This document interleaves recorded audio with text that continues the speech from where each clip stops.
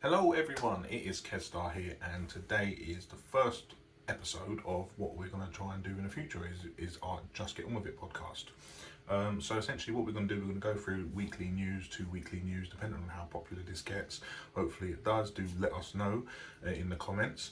And then we're just going to give our opinion on them, basically go through everything, see what's new, see what's popular, and then see what our opinion is and go from there.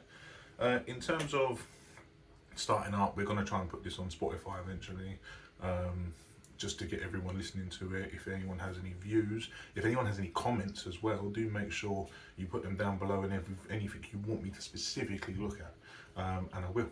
And then I'll give my opinion on it. It's not a problem at all. So do comment below and make sure you are subscribed to see more. And so I know that it is popular and we do want to keep going. So we are just going to jump straight into it. I've got my laptop here in front of me. I mean, news is news at the end of the day. It gets boring since at times. Looking at what's come from now, the first thing that comes up is Nadhim Zahawi sacked.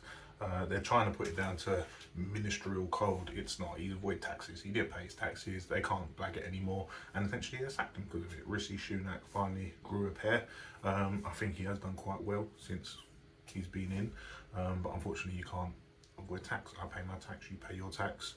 It is what it is. And it's yeah, I think the actual wording that they've labelled it on here, it says sacked due to break of ministerial code. And it's down to personal finances. It just speaks for itself. He did pay tax. It's as simple as that.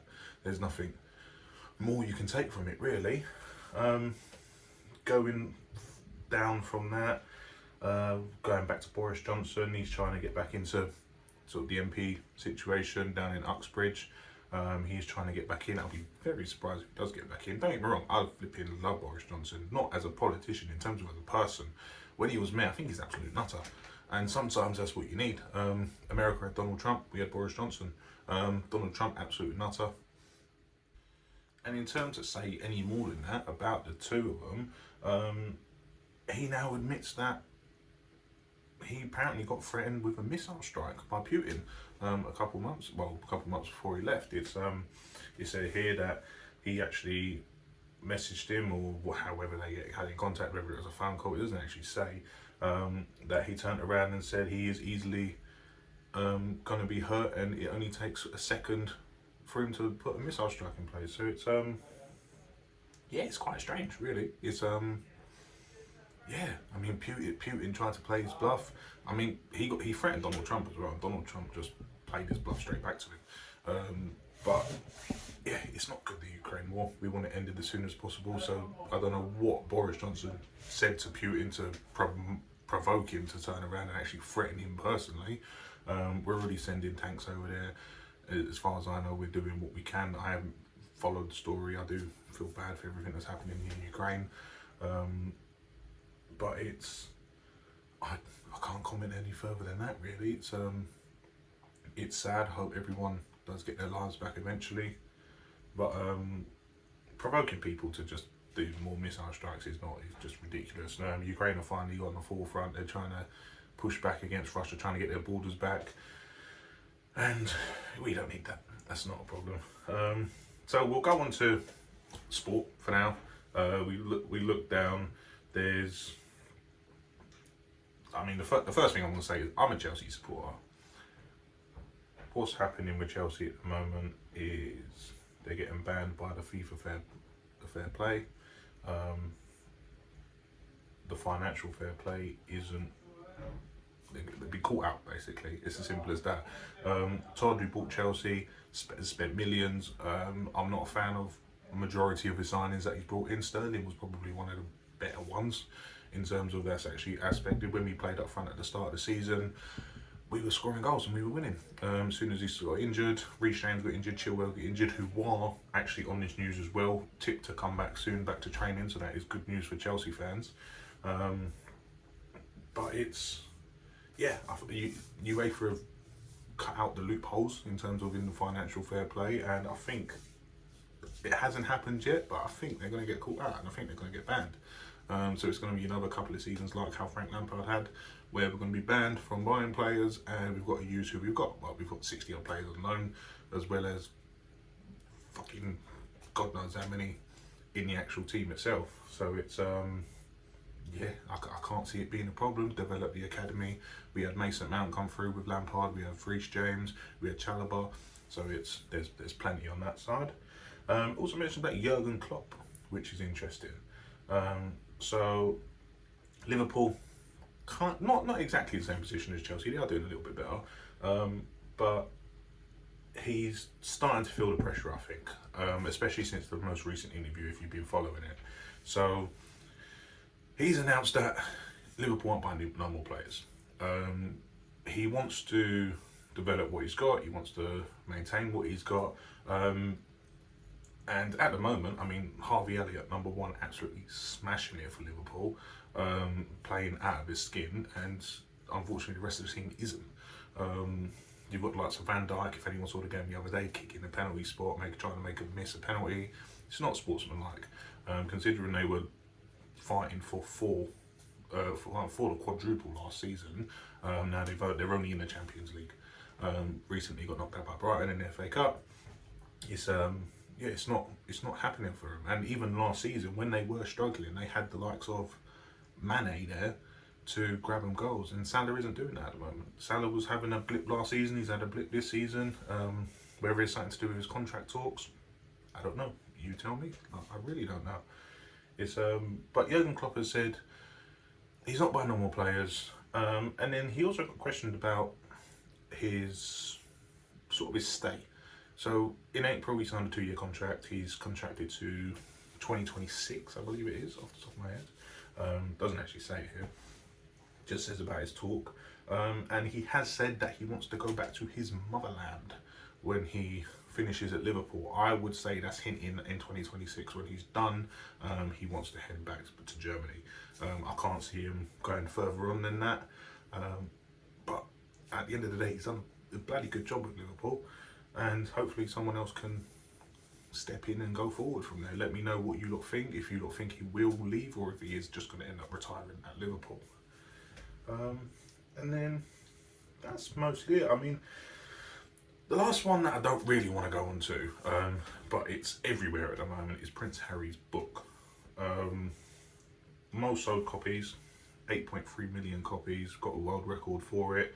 I was listening to it on the radio the other day though, but they've sold the most amount of copies, but they've sold them to retailers, so they haven't actually sold the copies. Whoever published them, I don't know the background behind it. Whoever published them sold the copies, so sold 8.3 million or however many it was to the suppliers, and then that's them selling the copies, but the retailers haven't actually sold that many. So it's a bit of a, have they sold them, haven't they? Spare, who are a company in America, have given Harry $20 million. I was going to say pounds then. Has given him $20 million to meet the criteria of selling 850,000 copies. Now, when you're looking at 8.3 million to 850,000, it's 10% give or take. So it's a chunk of it, but it's not massive when you think of it like that. If you're saying that you've sold 8.3 million, and you've just been given $20 million for a company to sell 10% of that, it's a chunk. But imagine how much money he is making out of it, which does go on to sort of what his sort of thoughts were of it. Why did he publish it? He's meant to be giving his opinion, but in my eyes, like I've heard highlights of it. I haven't read it myself. I'm not an avid reader. I do listen to the news. I do sort of get involved a little bit, but it's there's stuff in there about how he had fights with William, how he had arguments with Kate when they first come up, when they were growing up. I think the worst thing in there is that they actually said that I think William made him dress up as a Nazi in a Nazi uniform at a party one day, but he's telling us that he lost his virginity in a park with some woman, done coke at 17 and stuff like that. It's yeah, I mean, he lived his life at the end of the day, and it shows that them not having even an argument and William punching him or beating him up or pushing him into the floor, whatever the book says he done, just shows that they are a normal family at the end of the day. There's no, like, tell me your family where brothers and sisters don't argue. Don't get me wrong, the drug thing is a bit different, but people do it these days. You have hundreds of people, thousands of people smoking weed. You have, I don't, but you have people out there doing drugs as well, and especially if you've got the money that they're sitting on. I mean, $20 million for flipping 10% of the books that you're selling. It wouldn't surprise me if you tried that stuff when you're growing up, especially with the background that you've got. So it's a bit different. No one's heard from Meghan since the book is released, so that makes me think a little bit of she's a bit sitting on the fence, or she's in hiding. Whereas you see William and Kate walking around, you see the King walking around, which apparently they are tipped to be making an amends before the coronation.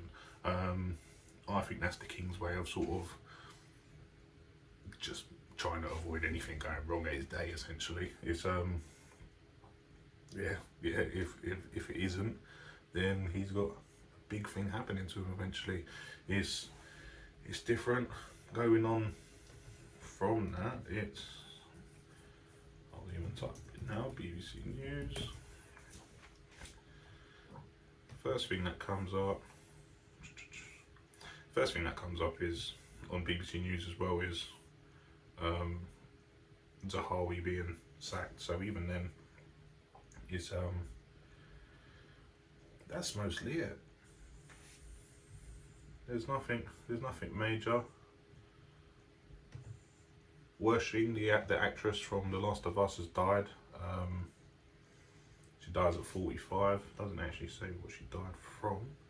I haven't watched it actually. Do let me know what that is like, because I do want to watch it. I'm going to sort of record it and download them.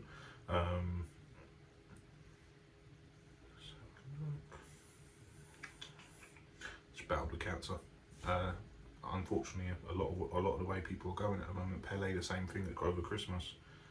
And then the last one is the last one that it does say, and I'm not going to go into this majorly, is all the strikes. So, do you think it's right that people are striking? Do you think it's right that the government are trying to put something in place to have a minimum standard, as per se? I don't know how you put a standard in place, or do you think that they need to vet the pay rises in terms of some people should get them in the industry, some people shouldn't, depending on how much they work?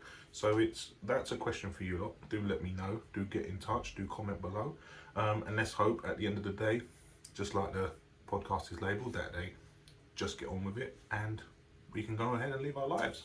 So thank you for watching, and I'll see you in episode 2. Cheers.